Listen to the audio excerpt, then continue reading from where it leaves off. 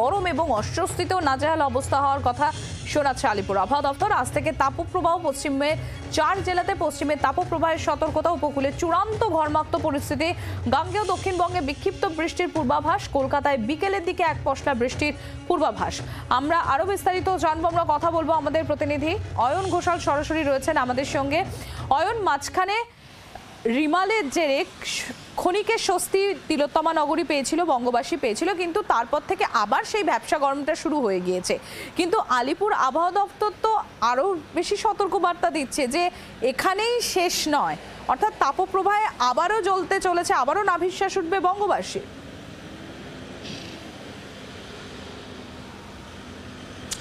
একেবারেই তাই। সম্প্রতি যেমনটা আলিপুর আবহাওয়া দপ্তর পূর্বাভাস দিয়েছে যে মে মাসে তাপপ্রবাহ ছিল না, কিন্তু জুনে সেই তাপপ্রবাহ ফিরে আসতে চলেছে আজ থেকে।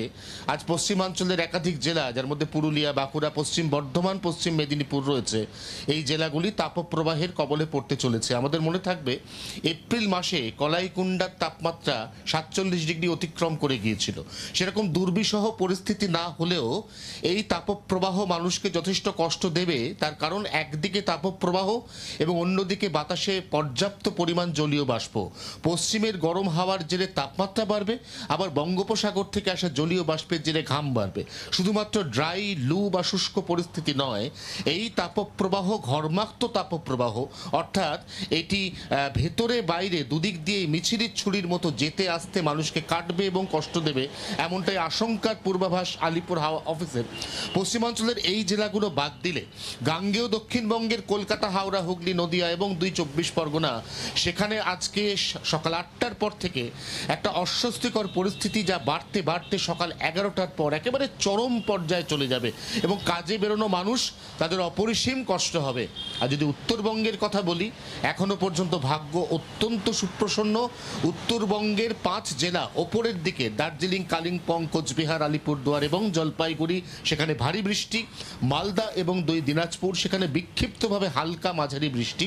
তার মধ্যে দক্ষিণ দিনাজপুর জেলাতে আগামী 48 ঘন্টায় দিনের তাপমাত্রা 2 ডিগ্রি পর্যন্ত বাড়ার পূর্বাভাস। অর্থাৎ অয়ন, সেক্ষেত্রে দাঁড়িয়ে এই যে 2-1 পশলাও যে বিক্ষিপ্ত বৃষ্টি হওয়ার যে সম্ভাবনাটা রয়েছে, সেটা কোনো মতেই মানুষকে সুরাহা দেবে না, বরং গরমের অস্বস্তি আরো বাড়িয়ে দেবে। পরশুদিন বিকেলবেলা নিউ টাউন সহ গোটা কলকাতাতে 1 থেকে 1.5 মিলিমিটার বৃষ্টিপাত হয়েছিল। তার কোনো সুফল গতকাল সকালে আমরা পেয়েছিলাম কি? উত্তর হচ্ছে পাইনি। কারণ এখন বাতাসে যে পরিমাণ জলীয় বাষ্প বা আপেক্ষিক আর্দ্রতা রয়েছে তা 90% কাছাকাছি। এই অবস্থায় যদি বৃষ্টি হয়, যতক্ষণ বৃষ্টি হবে ততক্ষণ স্বস্তি। বৃষ্টি যে মুহূর্তে বন্ধ হবে, আবার সেই একই রকম দম বন্ধ করা গুমোট অস্বস্তিকর পরিস্থিতি। কিন্তু সেটা টিপিক্যাল ফিচার যে কোনো বর্ষাকালের বা প্রাক বর্ষার বৃষ্টি হওয়ার পরে সাধারণত তাপমাত্রা খুব বেশি বাড়ে না এই বঙ্গে। কিন্তু এবার কিছুটা বেনজির ঘটনা, যেখানে একদিকে উত্তরবঙ্গে রীতিমতো মৌসুমি বায়ুর প্রভাবে বর্ষাকাল চলছে, সেখানে মুর্শিদাবাদ জেলার নিচের দিকের আর কোনো জেলাতে ছিটে ফোটা বৃষ্টি নেই। যেটুকু বৃষ্টি রয়েছে সেই বৃষ্টিও এই দুর্বিষহ অস্বস্তি কাটানোর পক্ষে পর্যাপ্ত নয়। এই অবস্থায় দক্ষিণবঙ্গে কিছুটা লেট মনসুন, 10 তারিখ কোনোভাবেই মনসুন বা মৌসুমি বায়ু প্রবেশ করছে না দক্ষিণবঙ্গে। 13 তারিখের আগে দক্ষিণবঙ্গে বর্ষা প্রবেশের আশা প্রায় নেই বললেই চলে, জানাচ্ছে হাওয়া অফিস। অনেক ধন্যবাদ অয়ন। আমরা কথা বলছিলাম, আমাদের প্রতিনিধি অয়ন ঘোষাল ছিলেন আমাদের সঙ্গে।